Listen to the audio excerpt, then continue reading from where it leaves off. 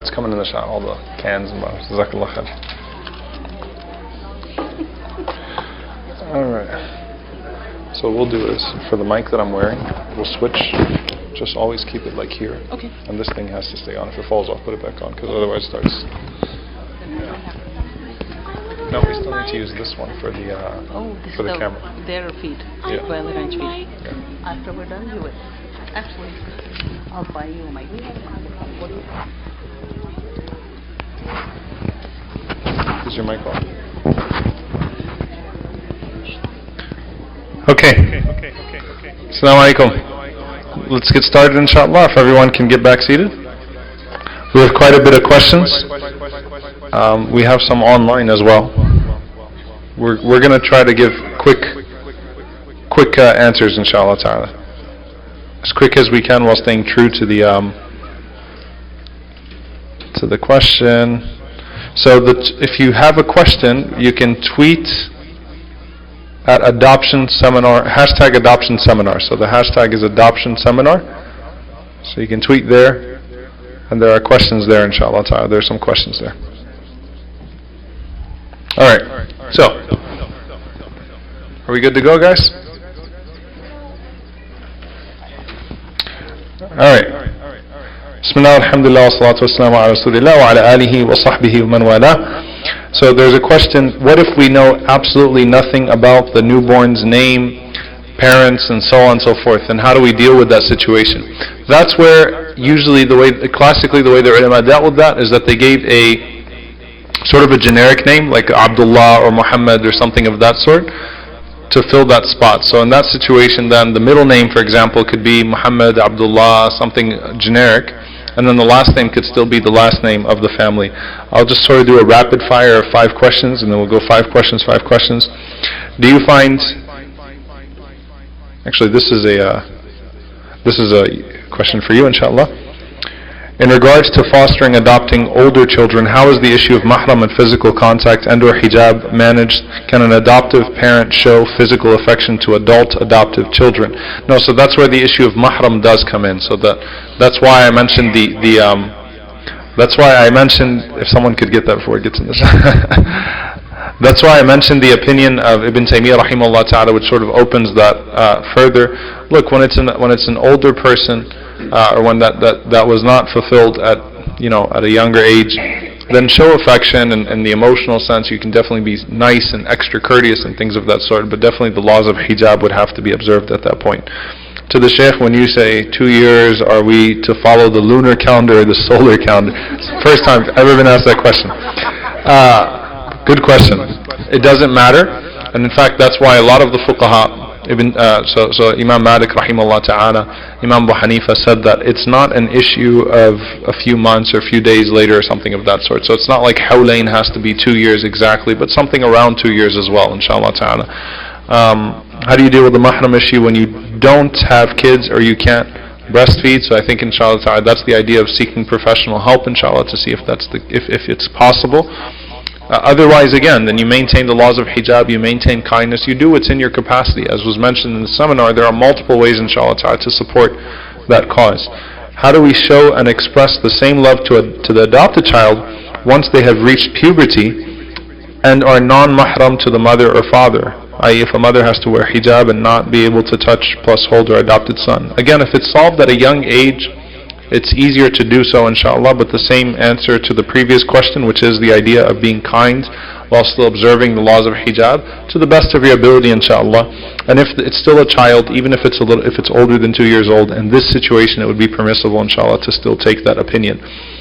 I've been researching adoption for years and have been told that many of the children that are brought from overseas were abandoned by their mother, most likely because they are the product of zina. Is there anything Islamically we need to know, rulings plus knowing the parents, not knowing the parents, and do we tell the child their history? First and foremost, backwards cultural mentality. A child of zina, a child that was produced through adultery, is not a cursed child, and it's not the sin of that child, and that child is still born on fitrah, and there's no blame on that child. Sadly, in many cultures, that child is assigned a level of blame child had no say into how it was brought in this world, nor is that child accountable for any decisions that were made by parents and things of that sort. So the first answer to that is that a child that came from zina is not a cursed child, and you need to treat that child just like you treat any child. It's born on fitrah and it's pure. And again, that's the definition of a laqit in many situations. I mentioned that a mother abandons her child. Many times it's because it was from adultery, and that was to hide the shame. Go and dump the child in front of a masjid or a public place. Sadly, it is still done until today. So as far as not knowing who the parents were, you don't have to tell the child that they were born out of zina. Okay, you don't have to be explicit in that regard. The child just has to know that they're not biologically your children. That's all that it really is. If there's a way for them to know their lineage, then it's a good thing for them, inshallah ta'ala, to do so. So there's this question here. I have 4 kids. One of them is adopted. The adopted son is 10. The rest are 3 years old. When's a good time to tell the younger one thing? Okay. So as far as just telling one child that they're adopted and things of that sort, again, I'm not a psychiatrist. This is probably Sister Sada question, but everything that I've read on it says the sooner the better. The sooner the better. Solve that problem as soon as you can, inshallah ta'ala. Be compassionate. Allow them to realize that they're not going to be treated any differently or loved any less, and that doesn't make them any less your son or your daughter in the sense of family and love and so on and so forth. So just, it's good to get that done as quick as possible. Please discuss the fiqh of single women adopting. Technically, there's nothing wrong with a single woman adopting, but it's probably not the wisest decision in most situations. But I mean, technically, from a fiqhi perspective, it's not haram, but it's definitely one of those odder situations. But it's not necessarily haram in regards to adoption for that woman.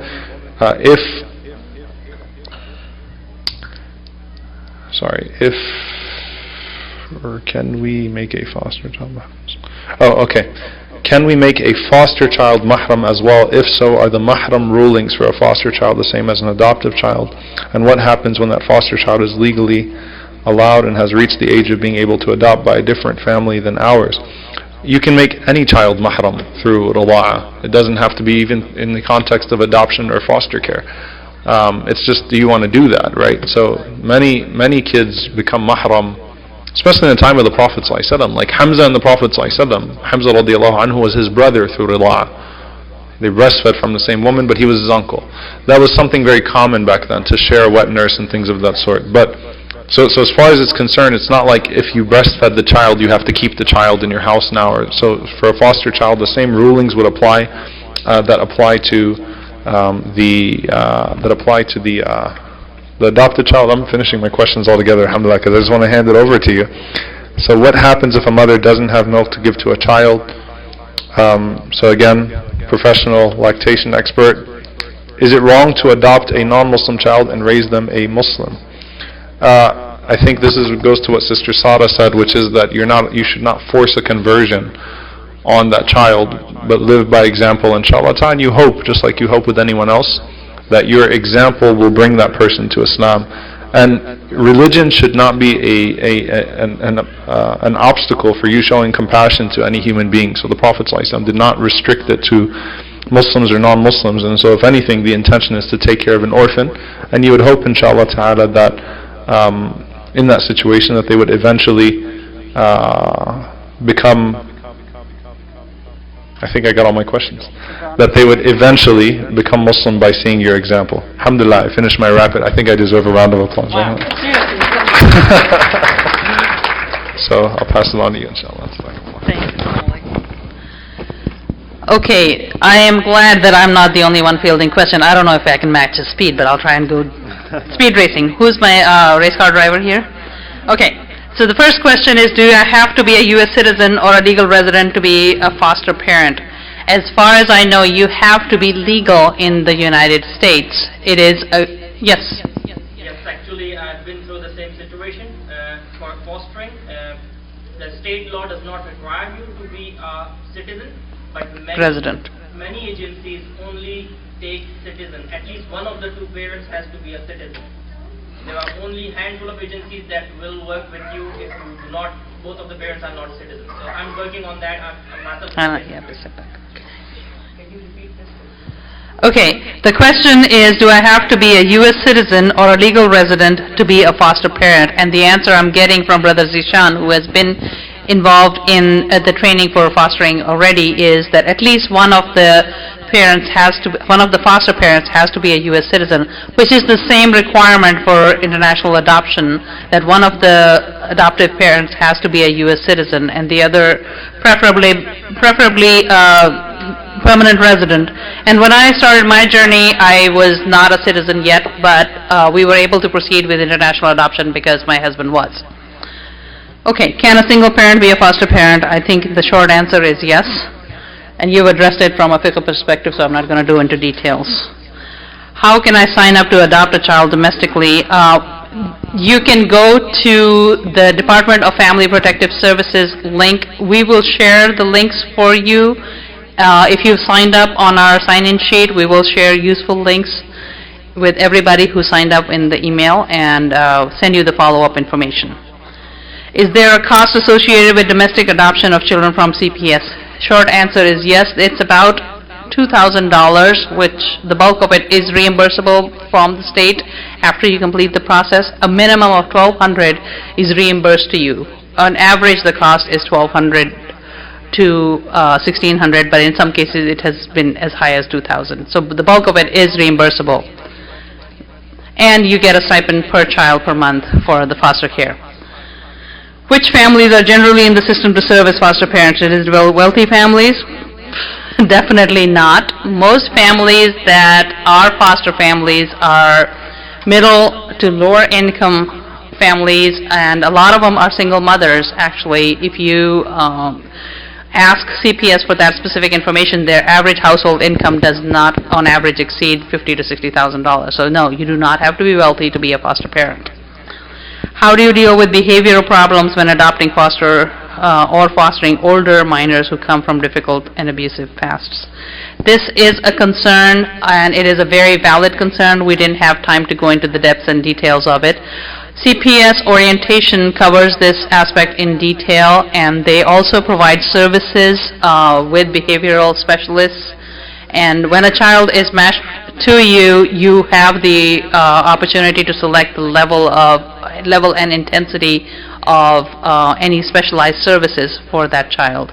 So you have a say in what level of behavioral problems or medical issues you're willing to manage. What is the minimum age for the child until he or she is ready for custody?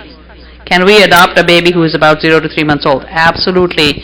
Most children placed for adoption in Morocco are in the 0 to 3 month range. Most children placed for adoption in Pakistan are newborns. I got her at 1 day, I got her at probably 3 days. So yes, 0 is the age. And in fact, I remember telling my neighbor's son that she's 0, and he was like, how can she be 0? She's got to be something. So how quickly can you adopt a refugee foster child? This is a question I really think is going to need a little bit more time, because most refugee minors who are coming into the United States are not available for adoption. They are only available for foster care because they're coming from disruption of life situations, war-torn situations. They may have been separated from their families, and their families may be alive and not necessarily living in the same area. They are not available for adoption. They are only available for foster care, and if they are under 18 years old, they need a family. So the idea that there are 200 children sitting in a mosque somewhere in New York, and they are between the 0 to 2 year range, that was misinformation of the highest order, and we've spent time and extraordinary amount of energy trying to counter that misperception. As much as we want to have all newborns be available for adoption, the reality is that there are more older children coming through for foster care, especially when they're refugee minors. Thank you. Can you adopt refugee minors? Answer is no. What is the minimum income required? Okay, this is for you. Okay. I thought it was finished. Yeah, I thought so too, but I didn't see part 3 of that question. if I adopt a male child who is above 18, first of all, you do not get to adopt a child over 18. If a child is 18 years old, they're not available for adoption. You can become their family through other means. You can obviously offer them a home, but there is no legal adoption for over 18 years old. So that question is a moot point. This is the last question I want to answer. Okay. Do you find interracial adoption from different backgrounds more difficult on the child? That is, it's a constant reminder that they're different from their parents or siblings. This is something I want to address directly. There are no two ways to love a child. I have not found any issues.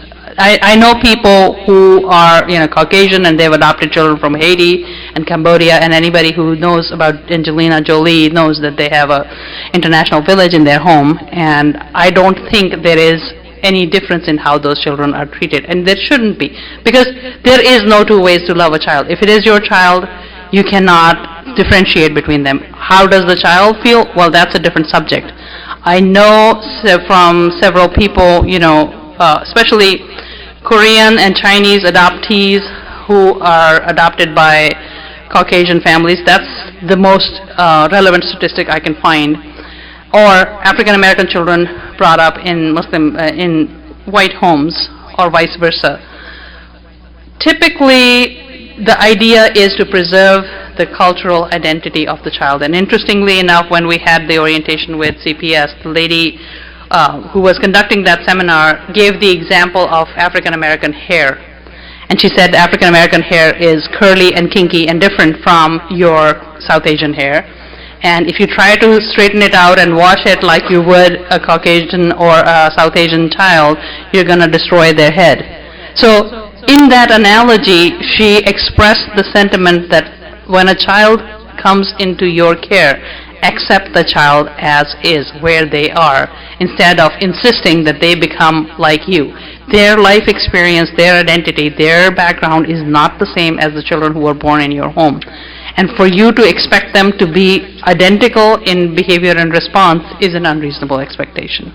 So be understanding and compassionate. Adopting a child whose mother has died but has a father and other siblings and a home to live, would that be as rewarding as adopting a child who does not have any home or parents? Yes. It is better to adopt a child that you know to be an orphan rather than to, and sometimes people make a child for adoption. There's instances where surrogacy and other kinds of options are considered just so you can have a child to have in your home, and that's not.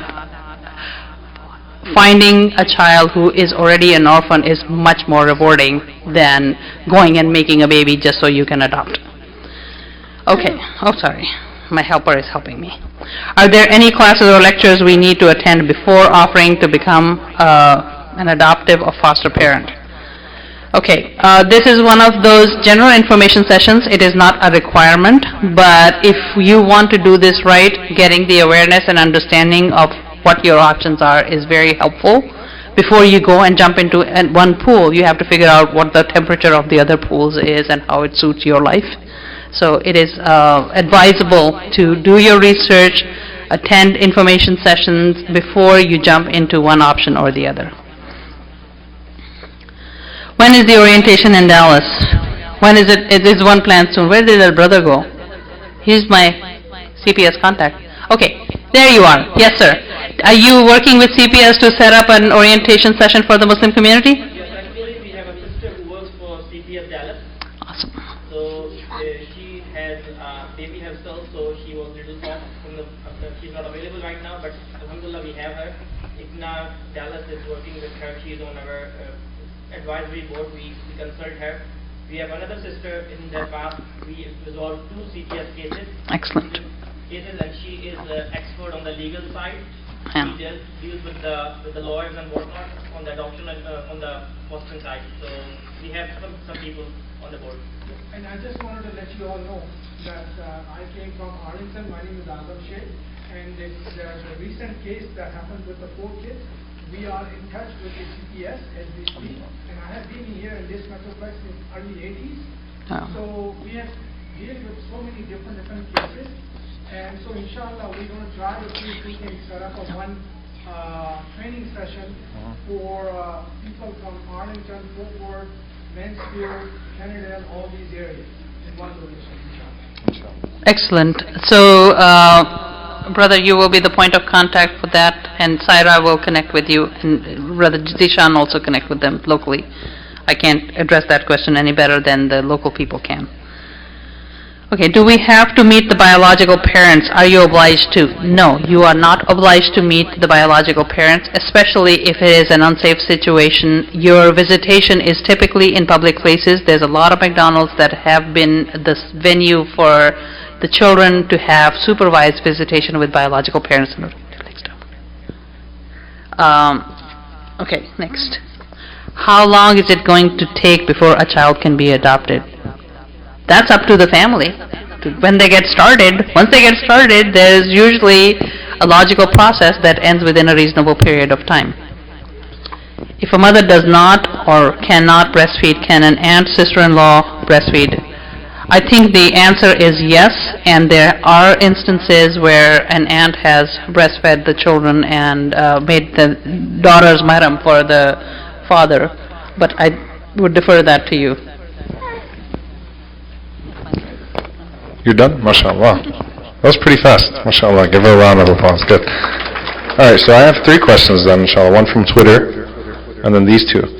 If the mother does not want to and can't breastfeed, can an aunt, sister-in-law breastfeed? The answer is yes, but again, the laws of mahram need to be studied properly. Why? Because if my sister, I don't actually have a physical sister, but if my sister, hypothetically, was to breastfeed a child, that child does become mahram to me, right?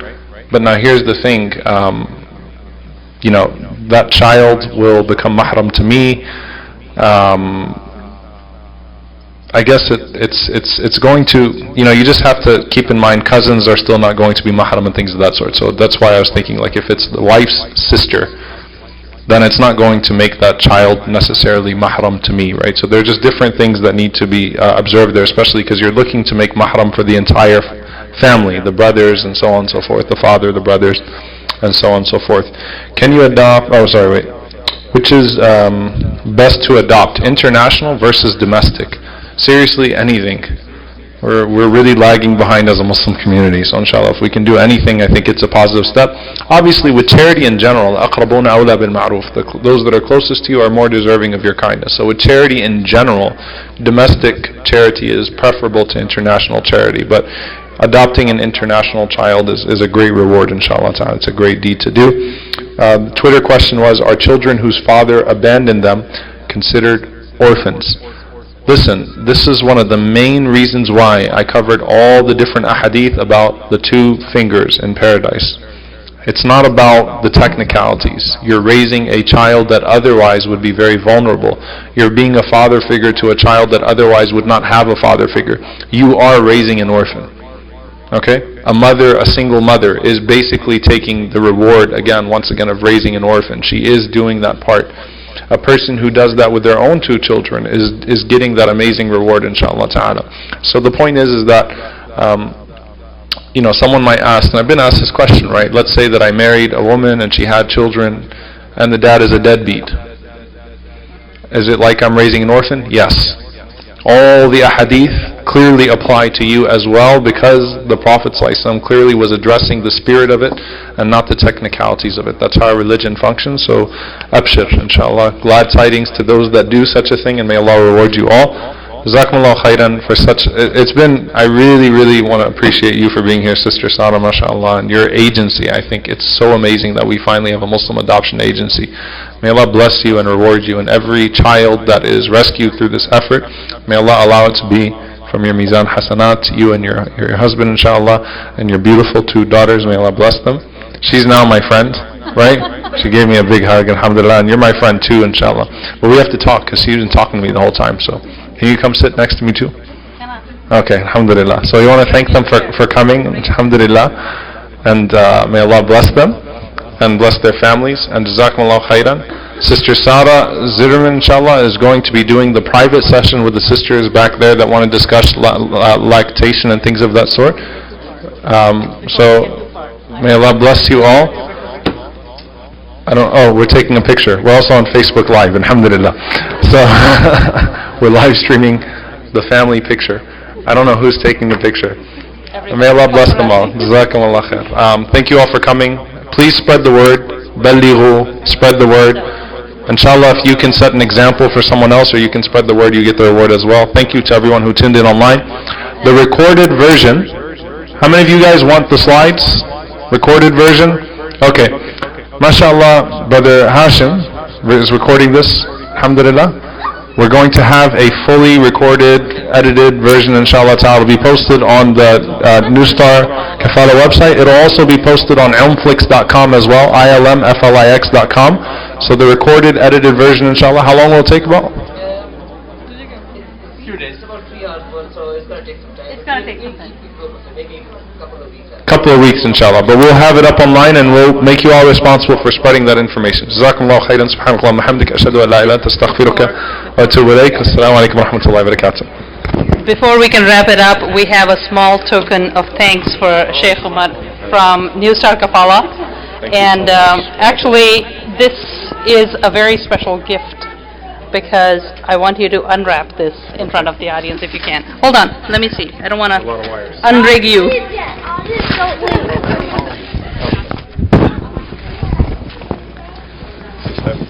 This is heavy, and this is, I won't say anything. Let him unwrap it. MashaAllah.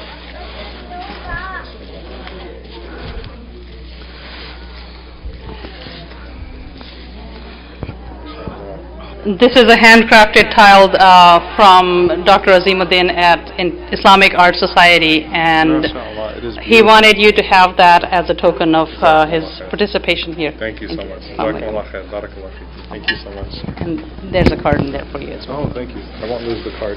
Yes. Oops, it's All right, here. now you guys can leave, inshallah. Oh, no. We have the Picture. team pictures. Thank you so much. I stand right. Okay. Come on. All right. Hold on. आ रहे हैं आप सब इसको नीचे रहने दें. So let me mic now. Okay. Need this anymore. चलो बच्चे शाबाश. Okay. Which camera first? Me, anyone. Then you start. 1, 2, 3. I'm next. I'm looking at blue. Mine now. Over here. I'm looking at green. And we're all looking good as well. Look at mine. Alright. MashaAllah, MashaAllah. Maybe I don't see. I just really Come home with us. We live in MashaAllah. Okay. So just start recording. You can finish the topic. MashaAllah. You can just upload the video on Your screen is broke, right? I didn't do it. MashaAllah. Oh no, her screen's broke, not yours. Yeah. Let's see if you can get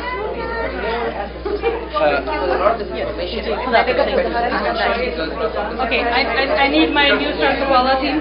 may not be the experience. New Star Kafala team, please approach the stage.